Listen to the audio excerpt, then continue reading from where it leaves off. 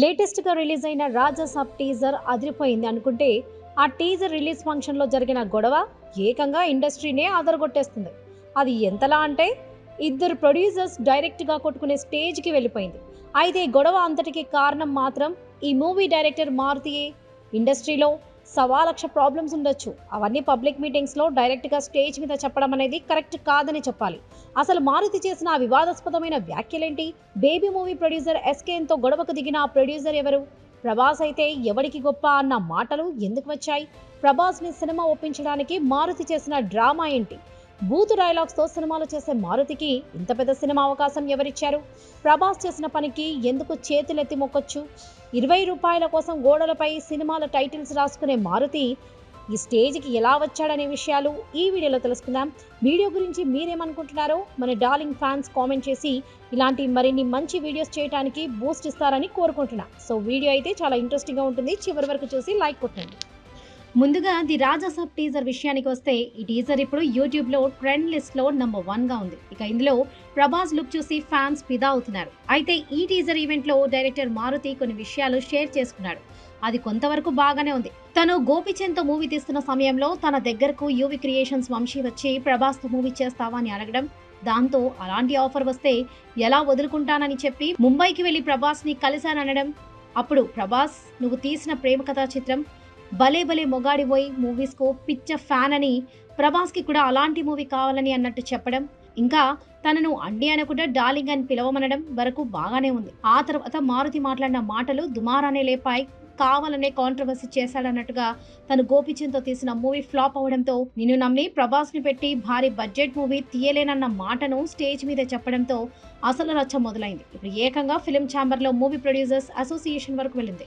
ఇంకా producers cancel చేశాడనే విషయాన్ని వంశీకి ఫోన్ చేసి చెప్పేశాడు. అయితే ప్రభాస్ తిరిగి మారుతికి ఫోన్ చేసి నువ్వు చెప్పిన కదా బాగుందనడంతో అప్పుడు ప్రభాస్ తనను నమ్ముతున్నాడని 2 రోజులు ఆలోచించి మూవీ చేయాలని ఫిక్స్ అయ్యానని తెలిపాడు. అయితే ప్రభాస్ కున్న ఇమేజ్ కు కామెడీ ఎలా చేస్తాడని అందరిలో డౌట్స్ ఉన్నాయి. తన ఇంట్లో వాళ్ళు కూడా ఆశ్చర్యపోయారని, అలాగే ప్రభాస్ ని కూడా మారుతితో ఇప్పుడు సినిమా అవసరమని అడిగిన వాళ్ళు కూడా ఉన్నారని, కానీ ప్రభాస్ తనను నమ్మారని అప్పుడే డిసైడ్ అయ్యా. ప్రభాస్ ని వింటేజ్ బుజ్జిగాడిలా చూపించాలని చెప్పుకొచ్చాడు. అంతేకాకుండా ఈ సినిమాలో 3 హీరోయిన్స్ ని పెట్టి రొమాన్స్ ఇరగదీసేద్దామని చెప్పడంతో ప్రభాస్ హ్యాపీగా ఫీల్ అయి సినిమాకి ఫిక్స్ అయిపోయాడట. ఫైనల్ టచ్ గా ఇది టీజర్ మాత్రమే, ట్రైలర్ సినిమా మీరు ఊహించలేరని ఫ్యాన్స్ కు మరింత హైప్ క్రియేట్ చేశాడు మారుతి. సరేలే మారుతి ఏదో అనేశాడు అనుకుంటే బేబీ మూవీ ప్రొడ్యూసర్ ఎస్కేఎన్ సినిమాని క్యాన్సిల్ చేసుకున్న నిర్మాతని డైరెక్ట్ గా టార్గెట్ చేస్తూ నువ్వు క్రియేట్ చేయాలనుకున్న నెగిటివ్ టాక్ ప్రచారం ఈ సినిమాని ఏమి చేయలేవని, ఈ సినిమాని మిస్ చేసుకున్నందుకు నువ్వు బాధపడే రోజు దగ్గరలో ఉందన్న కామెంట్స్ తో ఈ సినిమాని వదిలేసి తన సినిమాల మీద ఫోకస్ చేస్తున్న నిర్మాతని రెచ్చగొట్టడంతో కౌంటర్ ఇచ్చాడు ఆ బడా నిర్మాత. ఏ సినిమా ఎవరితో చేయాలి, ఎంత బడ్జెట్ పెట్టాలనేది మా ఇష్టం, అయినా ఎవడి ప్రాబ్లమ్స్ వాళ్ళకుంటాయి.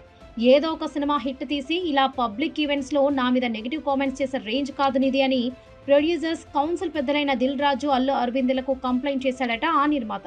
అయితే ఇవేవి తెలియని ప్రభాస్ స్పెయిన్లో ఫౌజీ సినిమా యాక్షన్ సీక్వెన్స్లో ఉండగా యూవి క్రియేషన్స్ విక్రమ్ ద్వారా జరిగిన గొడవ తెలియడంతో ప్రభాస్ పర్సనల్గా ప్రొడ్యూసర్స్ కౌన్సిల్కి ఫోన్ చేసి మారుతి ఎస్కేఎన్లు తరపున నేను క్షమాపణలు అడుగుతున్నా, తెలుగు సినిమా మనందరిది, మనలో మనకి ఎన్నైనా ఉండొచ్చు, సినిమా వరకు వచ్చేసరికి మనమంతా ఒక్కటే, సినిమాపై కోపం ఉండకూడదని చెప్పడంతో ఈ గొడవ కాస్త సద్దుమణిగిందట. ఏది ఏమైనా అంత పెద్ద స్టార్ అయినా ఎటువంటి ఈగోస్కి పోని ప్రభాస్ నిజంగా బంగారం అని చెప్పాలి. అయితే ఆ నిర్మాత డివివి దానయ్యనే అని అనుకుంటున్నారు. కారణం ముందుగా ఈ మూవీని డివివి ఎంటర్టైన్మెంట్స్ బ్యానర్ మీద డివివి దానయ్య నిర్మిస్తాడని అనౌన్స్ కూడా చేశారు. కానీ పక్కా కమర్షియల్ బోల్తా కొట్టడంతో డివివి ఈ మూవీని చేయనని చేతులెత్తేశాడు. దీంతో ఆ నిర్మాత ఈయనేనా అని అనుమానాలు రాగా మూవీ టీం మాత్రం క్లారిటీ ఇవ్వలేదు. అసలు ఇంత రచ్చకి తెరలేపిన మారుతి ఈ స్టేజ్కి ఎలా వచ్చాడో చూద్దాం. దాసరి మారుతి 1981 అక్టోబర్ 8న మచిలీపట్నంలో ఒక పేద కుటుంబంలో జన్మించాడు. తన తండ్రి తోపుడు బండిపై అరటి పళ్ళు అమ్ముకుంటే తల్లి టైలరింగ్ చేసేది. ఇక మారుతి తన స్కూలింగ్ ను మచిలీపట్నం ప్రాథమిక పాఠశాలలో కంప్లీట్ చేశాడు. అయితే మారుతి స్కూల్ నుంచి ఇంటికి రాగానే తన తల్లి కుట్టిన బట్టలకు కాజాలు వేస్తూ ఉండేవాడట. అంతేకాకుండా తన తండ్రి రోడ్డు మీద అరటి పళ్ళు అమ్ముతూ ఉండగా మారుతి కూడా అక్కడికి వెళ్లి తండ్రికి సహాయం చేస్తూ ఉండేవాడు.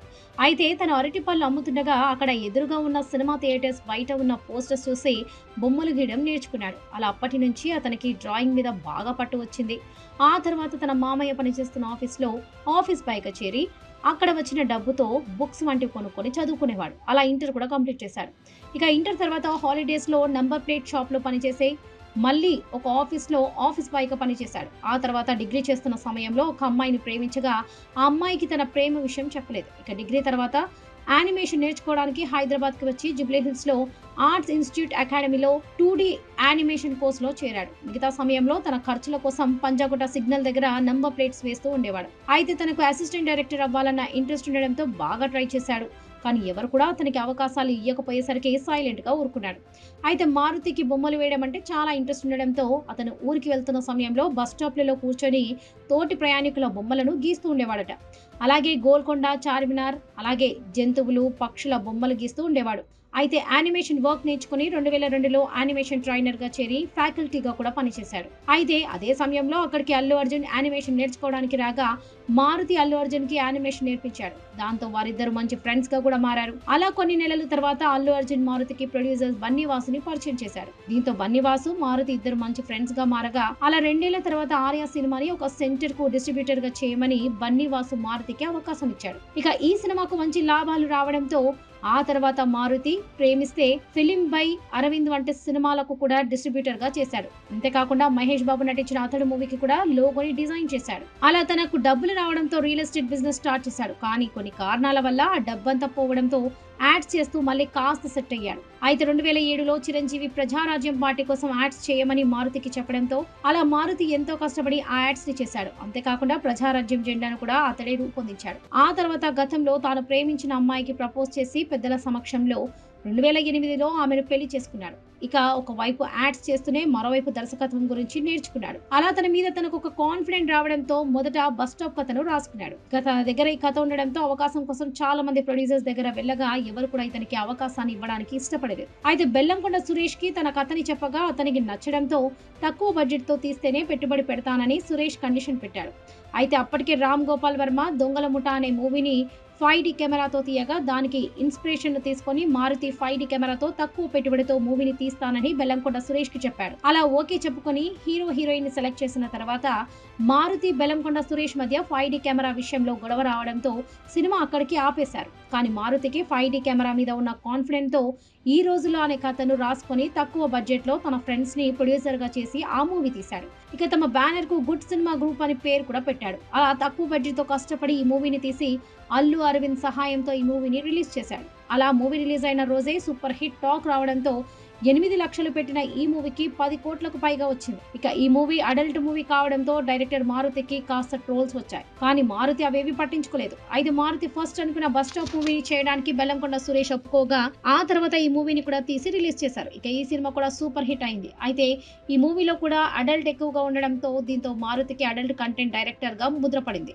అయితే ఆయన చేసిన 2 మూవీస్ సూపర్ హిట్ కావడంతో నిర్మాతలు కూడా అలాంటి కథలే చేసి పెట్టాలని మారుతిని అడిగారు. కావాలంటే రెమ్యునరేషన్ కూడా పెంచుతామని తెలిపారు. కానీ మారుతి మాత్రం తను కేవలం ఇండస్ట్రీకి అడుగుపెట్టి ఒక హిట్ కొట్టాలన్న తాపత్రయంతోనే అలాంటి మూవీస్ చేశాను. దీంతో అడల్ట్ కంటెంట్ డైరెక్టర్గా ముద్ర పడిపోవడంతో చాలా బాధపడ్డాను.